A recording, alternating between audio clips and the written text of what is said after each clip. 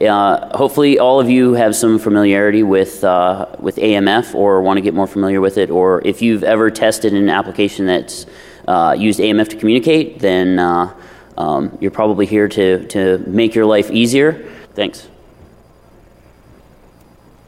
All right, welcome. That was made my job pretty easy. Thanks, Nathan. And I'd pretty much like to introduce, for AMF Testing Made Easy, Luca Caratoni.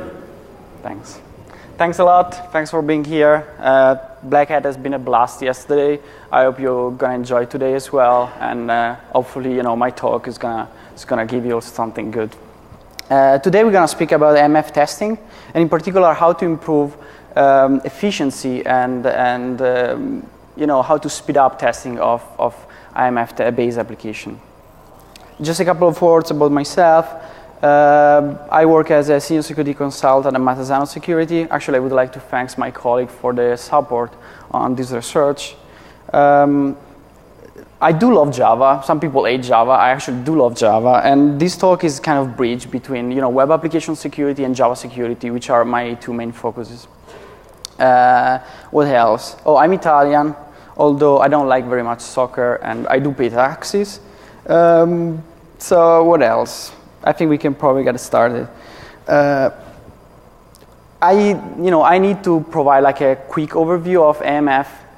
I will try to, just do this overview quite quickly and just give you the details you actually need to understand, the techniques that I developed and the tool. We will also discuss current techniques and tool, and in particular, we will see what are the limitations of those. There will be several demos. Unfortunately, I won't be able to show real-life vulnerability. I prepared a few cases, a few vulnerabilities that were good test cases, and to show the tool. Unfortunately, they haven't been patched yet, so I decided to use a testing application.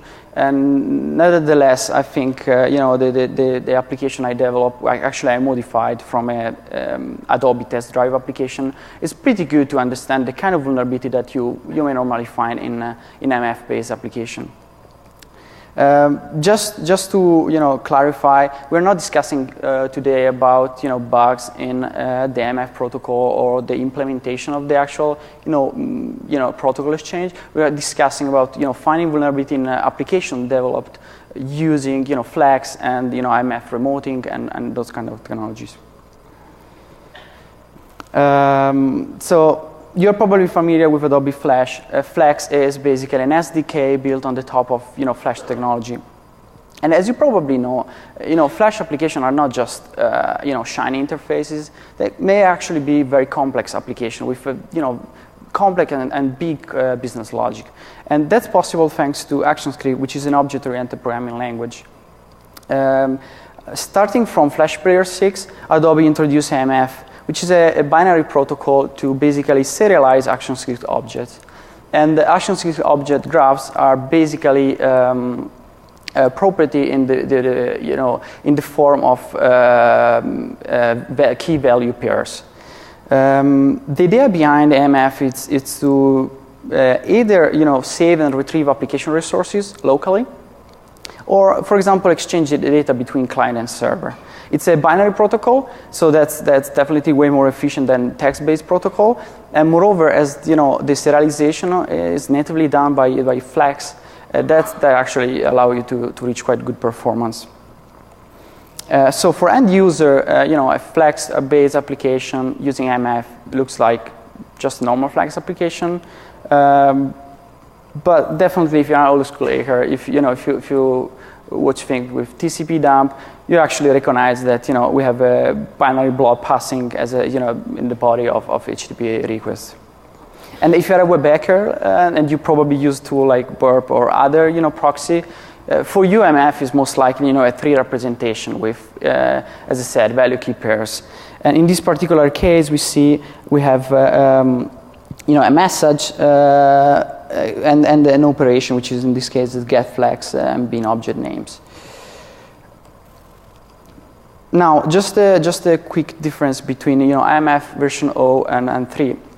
So when Flash Player 6 was released, there was still, ActionScript 1.0. And obviously, AMF was introduced, and it was supporting all the feature of the language at that time. ActionScript evolved and it became actually very complex and modern programming language, and with new data types. And as a result, also AMF evolved.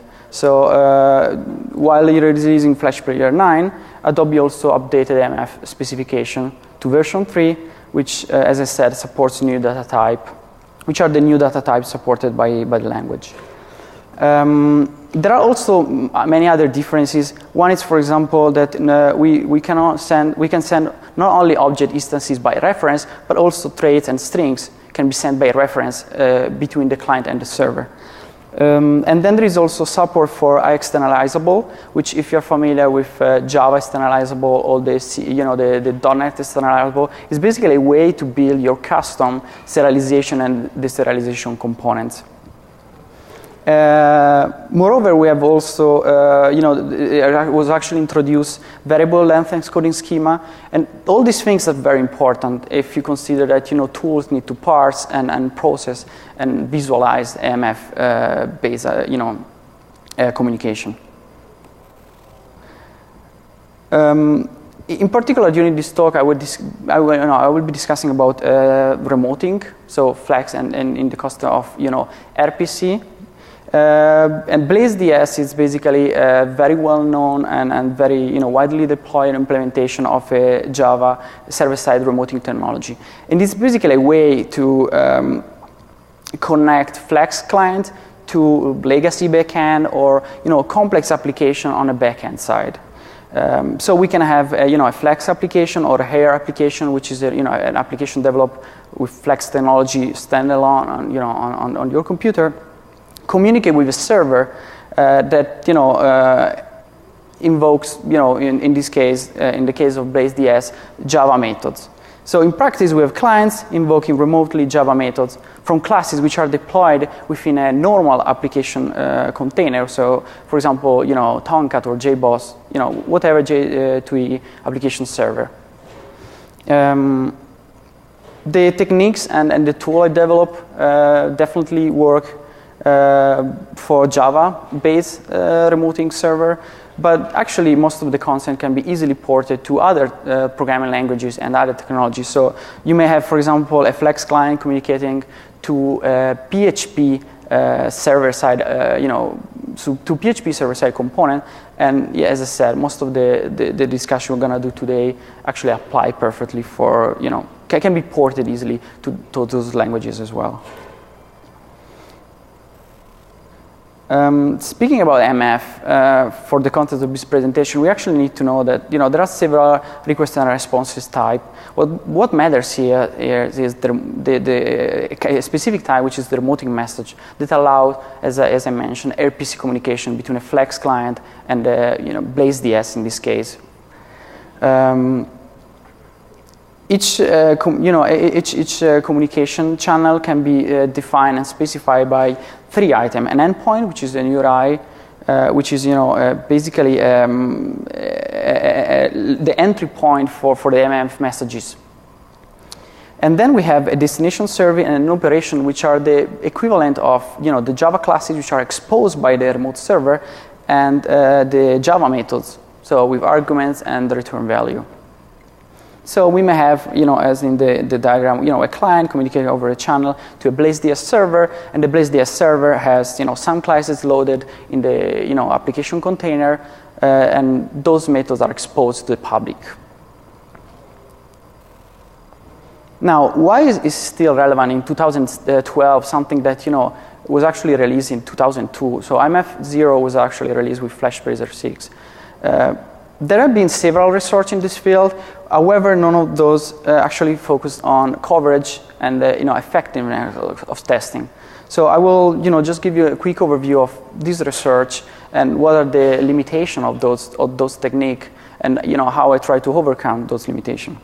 So the first presentation probably the first presentation for AMF flash security was performed by Stefano Di Paola in 2007.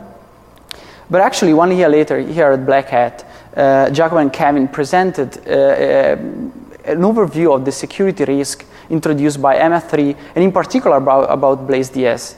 And they actually define, application that extensively use BlazeDS and expose method and as a very large attack surface, because we are basically exposing, Java methods that should be carefully controlled, and we should carefully do authentication, authorization, and all the normal mechanisms that we have in standard web application. DEFCON 17th, dBlaze was released. It's basically a tool to enumerate and invoke remote methods.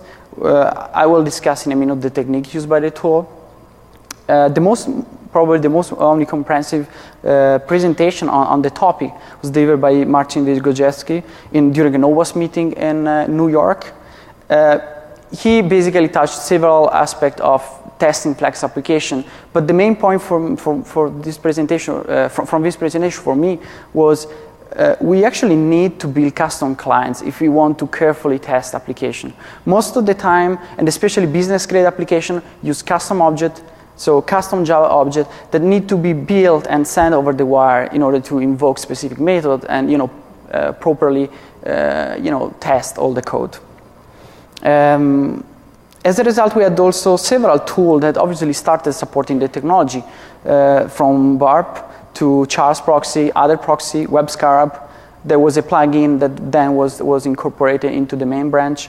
There is a nice application. I mean, the idea is pretty nice to build Pinta, which is an AR application that you can use for debug AMF messages. So basically testing AMF through a Flex kind of generic client. Unfortunately, there are few functionality and it's kind of limited, but the concept of the idea is pretty neat.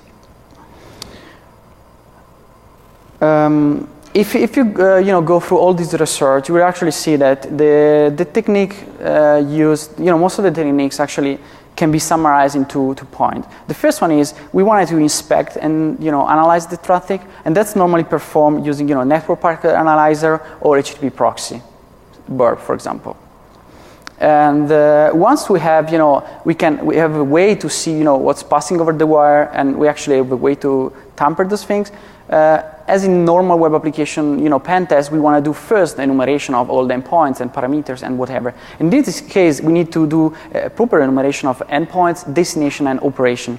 And just to remind, destination and operation are basically the Java class and the methods exposed by the remote server. So one of the ideas is why not to retrieve those things from the traffic? Let's just browse the application.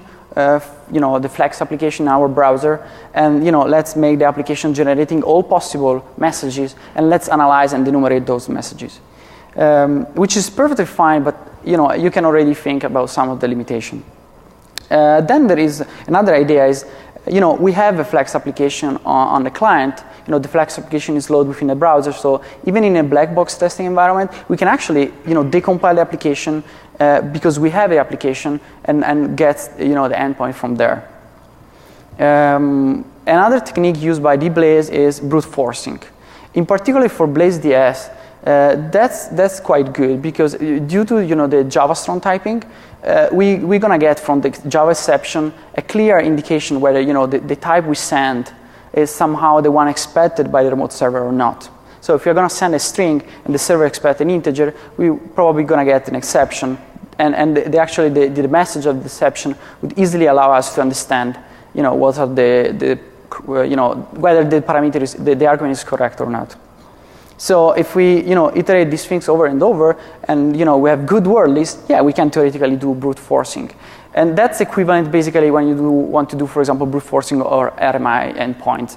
But it's feasible, but obviously there are also limitations here as well.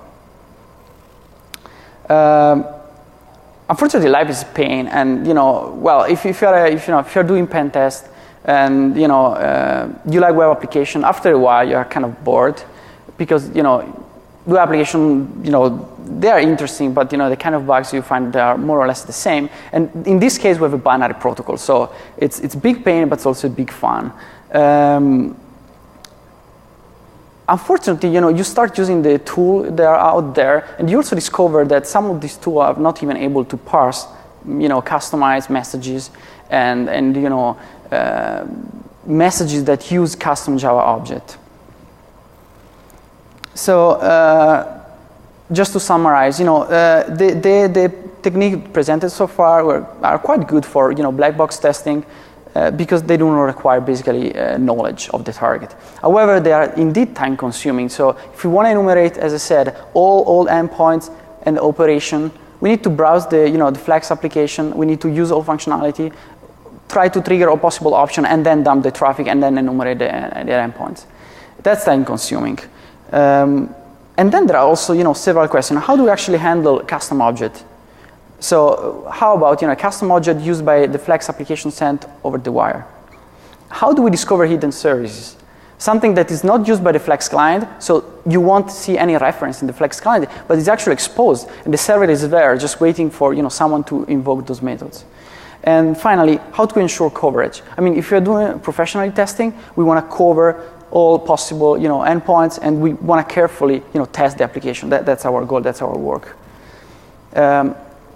Speaking about enterprise-grade application, I mean, we're speaking about very complex application. We're speaking about an application with more than 500 mock methods and can have, more than, 600 custom Java objects. That's the kind of application I've seen and I've tested. So when you're dealing with this kind of attack surface, I mean, you need to carefully, make sure that you're gonna, test those messages and using those objects. The screenshot is basically, from a test drive Adobe application, and that's that it's passing through burp, and we see there is a custom object which is a product, and as you see we don't have MF tab here. There is no way we can easily tamper the object and send and use the repeater or any other tool, and it's not an issue with burp. It's like the tool, this kind of tool, have no knowledge of the application objects and everything that is properly customized for the applications. Speaking of security testing of AMF, we basically need to do a parallel of testing web application. So we should be able to build custom object for all methods, so all classes, all methods, and check authentication for those. Make sure that there may be public methods, but there may be some other methods that require proper authentication. And then we need, for example, to test for authorization and access control, which means that we need to build semantically valid messages having customized or arbitrary arguments. So if you want to test for direct object reference, we need to make sure we build a proper object, and we need just to change the ID and see whether with a specific session we can actually access some property or file or resources. We want to also test for error handling, so we want to do fuzzing with a common attack vector and see how the application reacts. We want to test for input validation, so we want to test for SQL injection and LDAP injection. But also we need to make sure that, for example, if the application uses GenAI, we may actually expose the server may actually expose native code over all this technology. So we actually need to make sure to test, for example, for memory corruption vulnerability. In some contexts, also output encoding is important. In the recent version of Flash Player and the entire framework, there was actually a lot of work into trying to limit problematics such as cross-scripting and cross-site flashing. However, in some contexts, it may be still relevant, and so we want to test all those as well. Likely for us, life is not just black and white.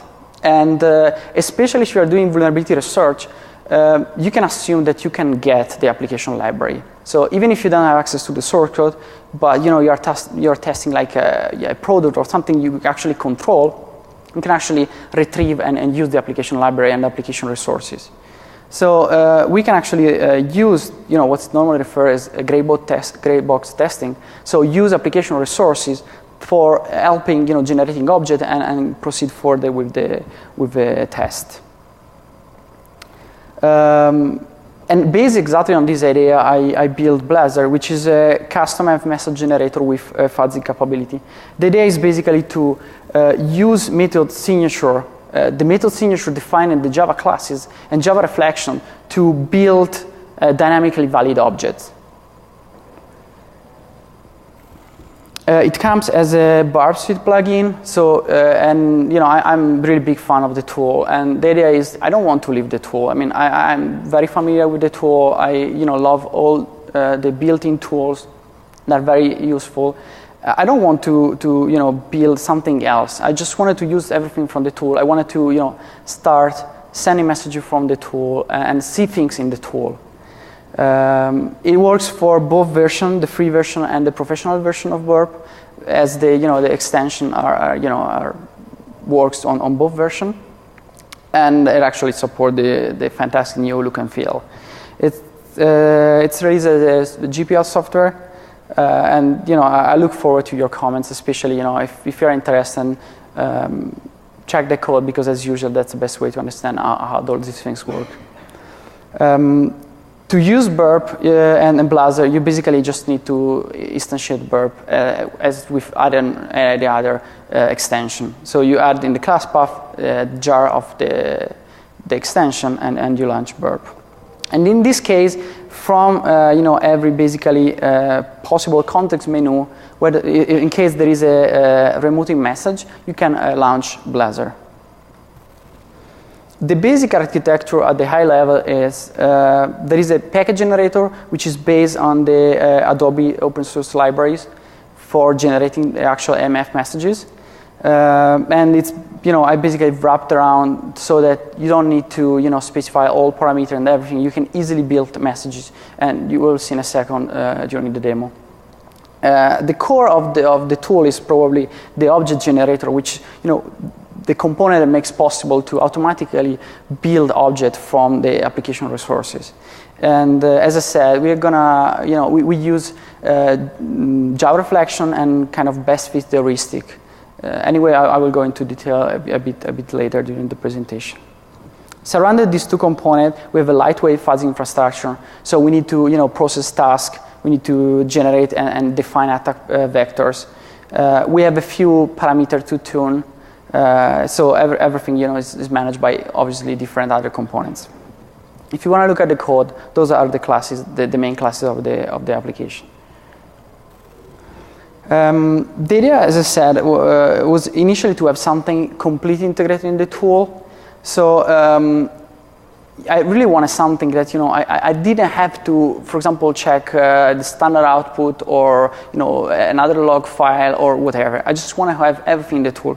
So right now, and by default, Blazar send messages through Barb itself. So when you launch Blazar, it automatically detects the Barb configuration, the IP and the port, and it sends messages through the proxy itself. So you can actually see messages, requests and responses. However, there are a few cases where you don't want this behavior. If you're testing a very complex application and you're fuzzing that application, you're going to generate a lot of messages. Like, I'm speaking about hundreds of thousands of AMF messages. So, I love Java, but I know also the limitation of Java, and I don't want my proxy to crash and lose all the data. So it's probably suggested to have 2 instances of Burp or whatever other tools or whatever other proxy, so that you can actually dump everything while fuzzing and while testing. Or in addition, you may want, or you may have a better tool for displaying AMF messages. A better representation, just the 3 representation you have in Burp or in other tools. So let's start with the demo. We're gonna have 2 demos now. The first one, I'm gonna show you, how to use the tool, and in particular how to generate objects through the tool, and then I know that people don't want blindly to trust a tool to generate, for example, in this case, object. We need to have a way to customize the object we send. So built in Blazar, there is a bean shell, so you can actually use the internal methods of Blazar to build manually objects and customize and work on let's say that you find a vulnerability, how do you actually write a proof of concept? Or how do you actually build complex proof of concept? That's the way you can do these things.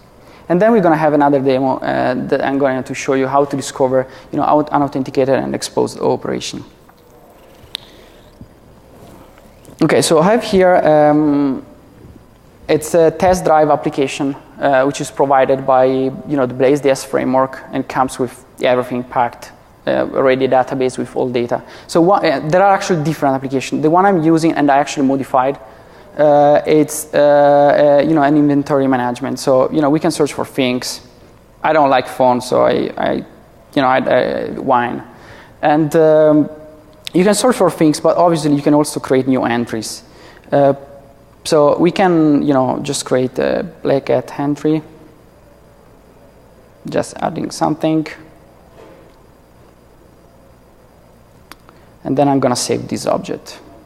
Now, obviously, I've been parsing already these things. I mean, I've been proxying already these things. So my browser through Burp, which is already waiting here. And as you see, we have a few things going on. So we have, for example, a remoting message where the service is product service and the methods invoked is get products by name. And if we check the arguments, we see that we are sending a string. In this case, Merlot, which is it was triggered while typing the name. But let's get a bit further. And as we see here, for example, there is no AMF tab. And the main reason is we are sending a product object, which is a custom application object. It's basically a set of attributes, integer, string, and a set of setter and getter to set those properties. So we have name, image, price, those kind of things. And that's obviously our object we see from the raw dump. That's the object we sent. Now Blazor is running, and we can actually check from the alerts box. And the idea of the tool is in every context menu we can just right click and launch Blazor.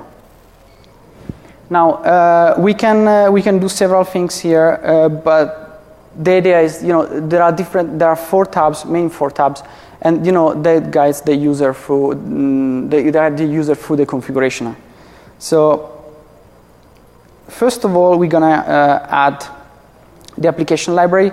In this case, just to speed up, I packed all things in a jar. What are these application libraries? That's basically what you find in the web root. Under webinf.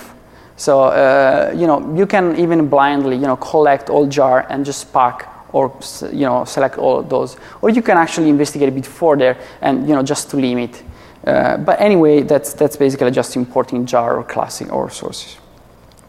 Blazor automatically unpack the jar and it extracts all the public methods that are available. Some of those methods are not actually exposed. I didn't care about selecting and creating a jar with just the the remoting messages. I simply packed all the resources. So we may have here things that are not exposed, but at this moment we don't care, and we will see in a second why. We can actually sort for remoting include only. This is an attribute used in some application to actually specify which methods are exposed to from the server. So we can sort and use those options to filter out all the other one. In this case, this application doesn't use annotation, so we see all methods. We can select all the select. We can select for interface. In this case, we were checking the create product. So we wanna, as I said, I wanna show you how to generate an object. So we wanna do an object generator. There are different parameters here. A number of threads and the number of permutation, which is kind of important things, and I will go a bit more into detail. But it's basically, how many times we're gonna try building an object for a specific method signature. So in this case, let's say let's build 10 objects. We don't want to do fuzzing. Let's just add some other keywords. Blackhat 2. So if we get here, we see we can generate 10 objects. So let's leave the tool starting. So the tool is generating object and sending, as I said, through burp. Now, one convenient thing, we have a fake header, which is not used by the server at all. This is introduced by the tool just for you to basically review what's going on. So we have, this sending a message to product service, to a create product method, sending a custom product. And in this case, we are sending this object. Let me go through these things. So we are sending different objects. So if we check then from here, obviously, we should find something more than, just the Blackhat. So we see, for example, here we created an object with all this string and the description one example, or the price was 0 and the stock 8. But if we select another, now I don't remember which one I took. You see, it built actually different objects. So that's the idea of the tool. As I said, let's say that you found a vulnerability and you want to do something manually. So you can open again Blazor and just go to the. My bad. First, let's include all the application library, and then let's get back to the bean shell. And the idea here is Blazor has a lot of internal methods which are very convenient for sending messages, and also we can leverage again the application resources to build custom objects here. So we can do something like message.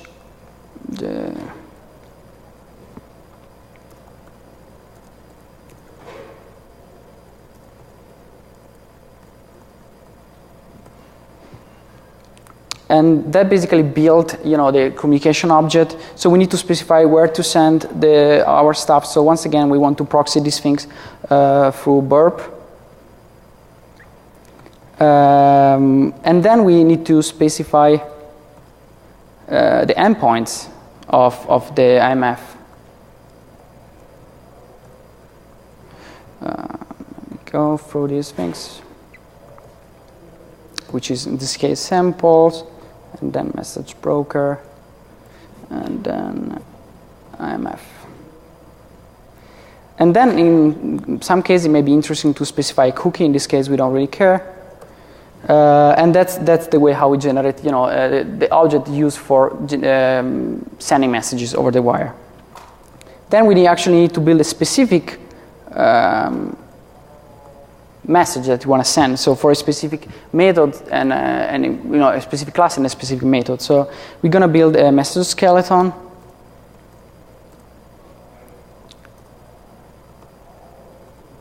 Now, and I'm using here Java, and that's a bean shell. Some of you may not like these things. You can actually import Blazor jar into whatever language you prefer. If you have a binding for Java.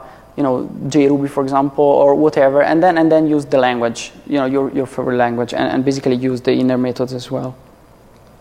So we're gonna send a message to the product service, and then we're gonna send. Let's make it simple. We're gonna send a product by name, gets product by name, which basically retrieves a custom object from the application. At this point, we just need to add the parameter of the request. And in this case, let's just get, for example, the Blackhat object we sent previously.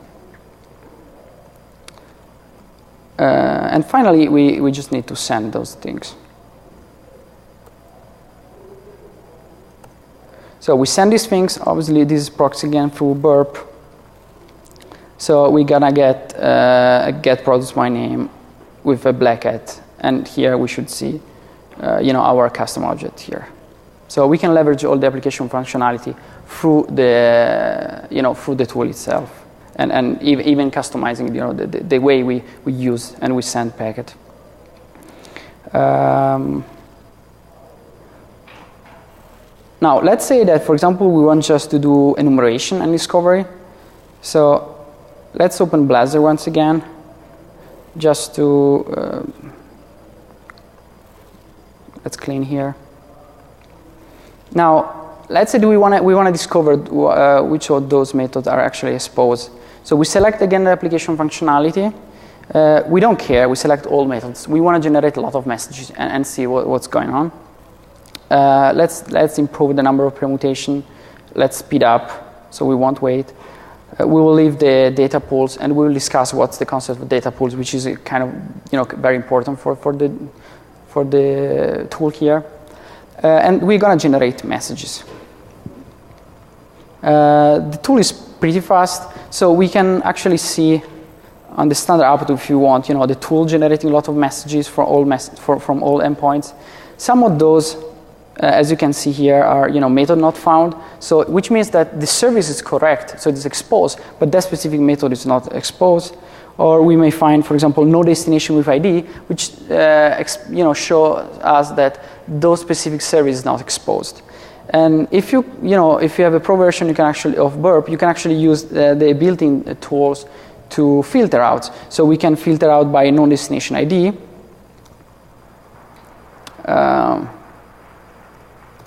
And for example, revert here.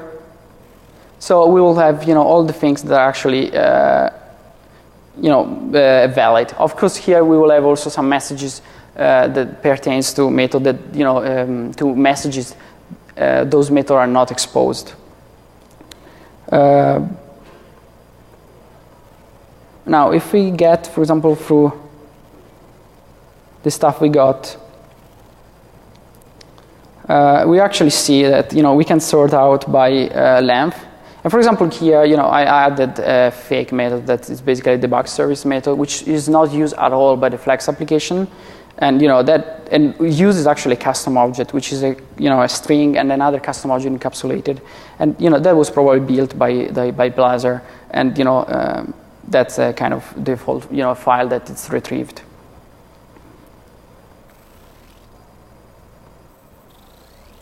Now, how does it work? And that's probably the most interesting thing. So the idea is to use, as I said multiple times, Java reflection and a best fit heuristic. Let's think about a custom object such as user, where you have an integer, define a user ID, and a role, which is once again another application custom object. In order to build a proper AMF messages, we need first to build a proper role with semantically valid data, and then encapsulate those custom objects to another custom object built for the purpose of the testing, and send those two objects to the wire. So the idea is let's use Java reflection, and in particular let's use the method of the object itself to populate in a reasonable way the object, and then build the packet and send this thing over the wire. So there are obviously two important things here. It's randomness, which is the the magic sauce for these things. Just change and invoke different methods and randomly choose, for example, the constructor of the object, and do these things over and over and over. And that's the idea of the number of permutation.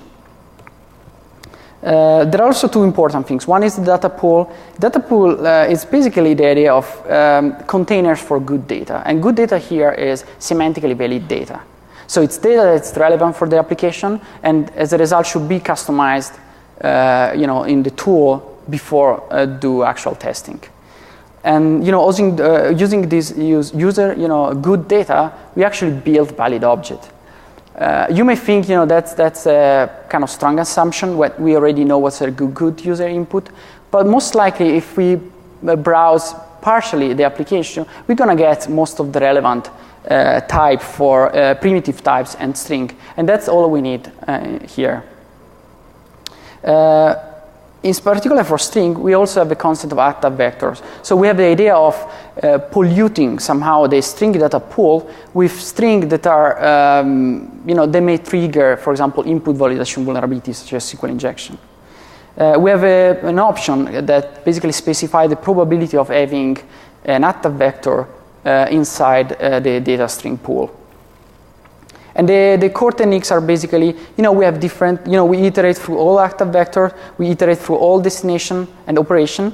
We do these things over and over till the maximum number of permutation, and we generate object and send those object.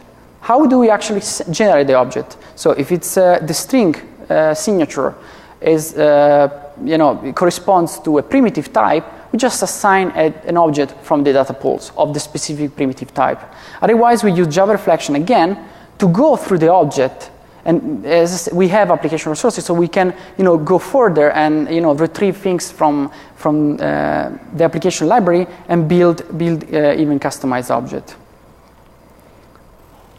So let me provide you an example. We have a method that gets an hash map that basically retrieves a string that is used subsequently in a SQL query to specify a column. Now it's a kind of, it's a simple code, but there is a narrow condition that you would be able to build a proper hash map that's gonna trigger any SQL exception. It's clear if you see the code, but in a black box testing, you may actually need to generate a lot of things before you actually end up generating an hash map with a key as key. So how Blazor actually would work in this situation? So the first things, obviously the object has the string signature of the method, and in this case it's Java-util hash map. So the first thing that Blazor does is iterate through the constructor, randomly choose one of the constructor. In this case, we got the second one that requires an integer as an argument. So again, Blazor will use the signature, and from the data pool of integer, select randomly one of the integer. In this case, 2. So the result after this process is we have an hash map, a properly built hash map with 2 items. Next step is let's remove and let's comment out all the methods that have no arguments. And the main reason is we want to build valid object, and most likely the object itself, because of the way developers write things in Java, and because of the way, for example, the Java Bean specification is made, we have methods that allow you to populate attributes. And those methods actually require an argument. So in the Java Bean specification, you would have a setter, which is set name of a property, and as a parameter, as an argument, you'd expect the property itself. So we comment out all the methods with no arguments, and we're gonna choose a series of methods, not just one. In this case, I simplified, and I got directly to the good one, but it's gonna iterate and try multiple methods, and then again iterating through the arguments. In this case, object we map to string, which is the most likely to have useful to build attack vector, for example, and we select from the string data pool to string, and at this point we have an hash map with a foo equal bar and then a null item. So that's the way how the object generation is performed. So let me show you these things. That's fuzzing, so it may get these things pretty quickly, it may not. I'm positive. So let me select again Blazor. Actually, let me close this instance.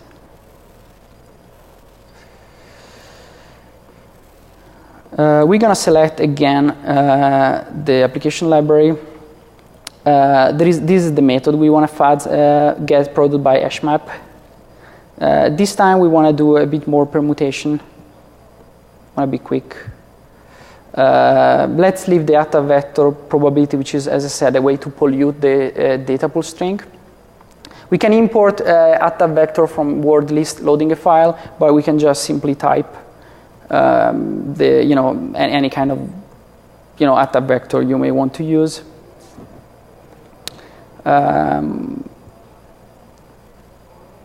Just to speed up, let's reduce maybe the string. And obviously, that should be customized for the application. As I said, it may sound as a strong assumption, but if you browse for the application for a while, you would be easily able to build a set of primitive type and string that are relevant for the application under scrutiny. So we have a set of methods to fuzz. Let me clean up here.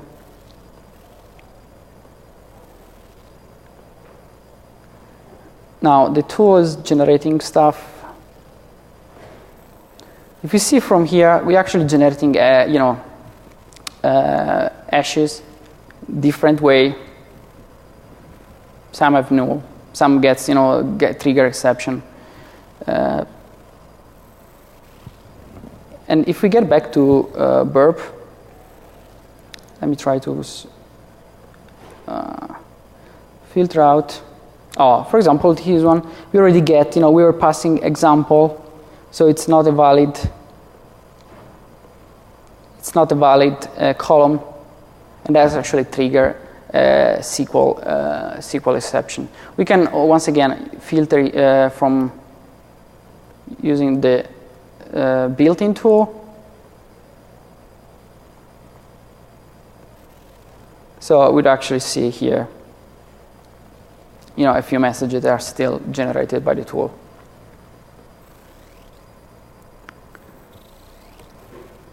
Now, obviously there are some limitations, and the main limitation is about time. Theoretically, you could iterate and generate object. We are using the same method of the application to build valid objects. So if the data pool is properly personalized and customized for the application, and we iterate this thing as many times as it's required, depending on the application complexity, we will actually be able to automatically generate valid objects and then valid AMF messages for all exposed methods. But this is obviously, a matter of, customizing Blazor in a proper way, choosing the proper number of permutation, and balance the good and bad actor vector. Let's think, for example, an application that has control over the place, and the developer just missed one point where a string is not properly validated. We want to make sure that in all other cases, so in all other strings, we have valid data, so just simple strings, and then in that specific occurrence, we have, for example, a quote to trigger a SQL injection error. So that requires a lot of iteration and a lot of trial and error. And during big assessment, time matters. Time matters because if we consider, for example, a quite big application, 500 exposed methods, and the relatively small active vector, so barb default fuzzing list in the intruder, which is the one you can normally select, it includes 45 items, which is probably not even enough to have a good active vector list for all SQL injection. So if we want to do proper testing, we need to increase quite considerably the active vector used to generate object. And even in case of 45 active vectors, and with an average of 35 permutation, which is more or less something I determine experimentally, but it's a good approximation of how many times you need to try to build complex object. And let's assume a setup with a laptop that you're running burp and Blazor and the server, remote server for testing. That's going to take already 3 hours, almost 3 hours. So if we increase, 4 times the active vector, or even more, if we want to, make sure that we have all the active vectors in our word list, that's going to take a while, and that's only the time used to generate object. So we need also to consider the time then required to parse and filter out and comment out all the irrelevant message and exception. So. Back to the security testing methodology, how we can modify those testing methodology with the tool we have now. So, for example, authentication. Most of the cases, authentication for BlazeDS application is managed by the standard session ID, so a cookie. And what we want to do is basically, generate valid objects, send, valid AMF messages for all endpoints, for all messages, for all possible exposed methods, and verify whether they're accessible or not. So we can use Blazor with object generation and build as many objects as we want, and then understand the results by filtering out or sorting the responses. In case of, for example, of checking for direct object reference bug, we want to once again build valid object. We may want, for example, to use a repeater to change the session ID for different session and roles on user. But we also want to customize the string data pools or integer data pool with values that are relevant for the application. So if we have an application which is a catalog and there's IDs which are the different items, we want to add in the integer data pool all the valid item and see if, for example, with a specific session token, we can access all of them, some of them, and those kind of things. And for error handling input validation, you can use your favorite word list, import in the tool, and start fuzzing.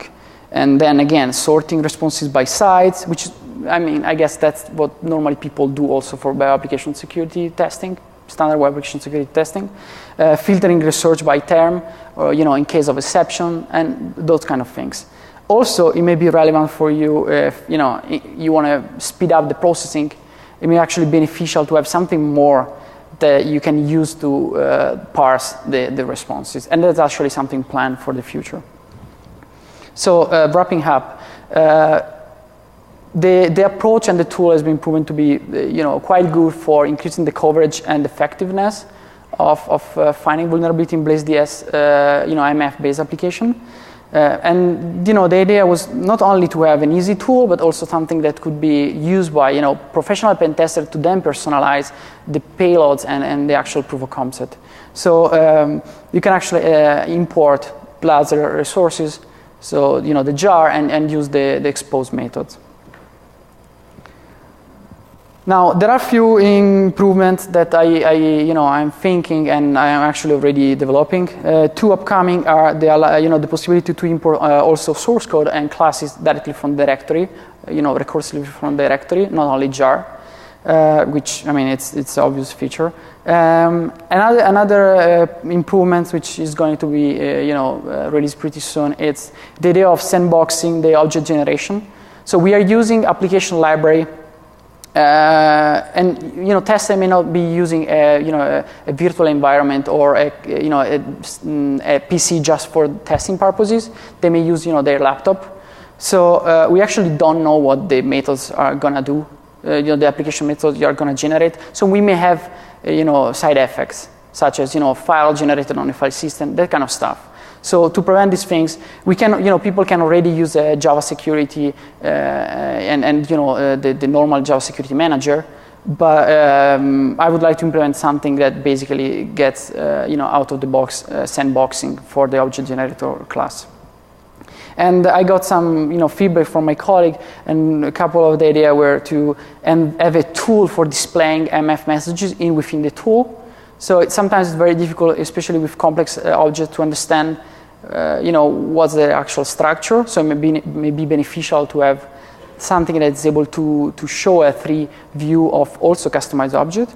And you can speed up, for example, the selection of method signature by selecting methods which are already parsed and processed by the application and are already in burp.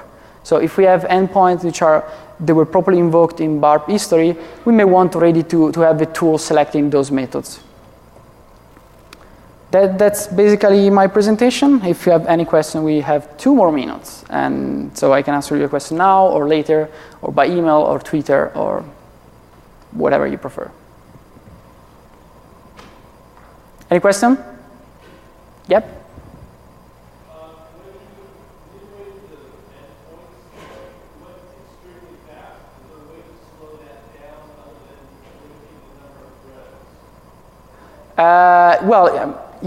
You can limit the number of threads.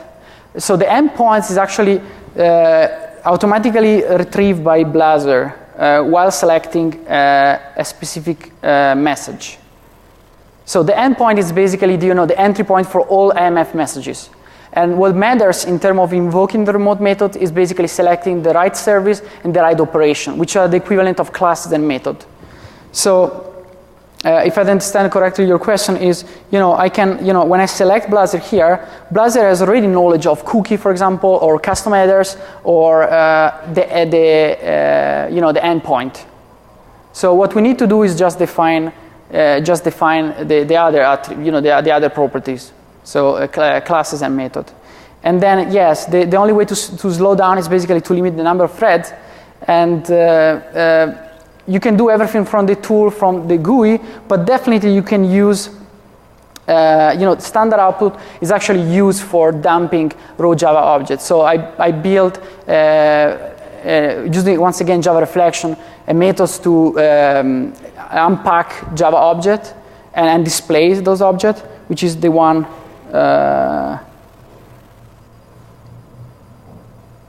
which is basically part of what you see here.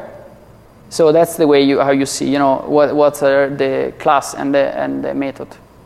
I don't know if that answers your question. And okay, so the question for the recording is like, how do we actually slow down, and how do we actually select the endpoints of the request? Any other question? Thanks a lot.